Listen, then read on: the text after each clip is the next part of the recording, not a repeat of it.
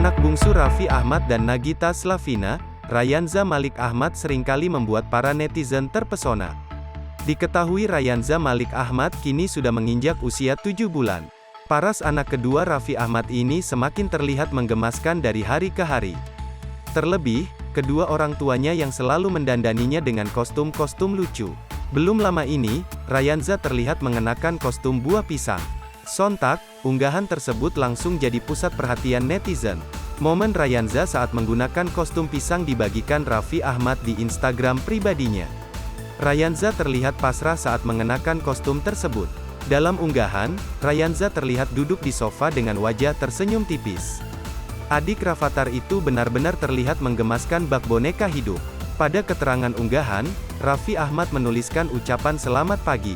Selamat pagi, siapa yang suka sarapan banana? Tagar Mercipang Style, tulis Raffi Ahmad dilansir dari Instagram, Minggu tanggal 19 Juni tahun 2022.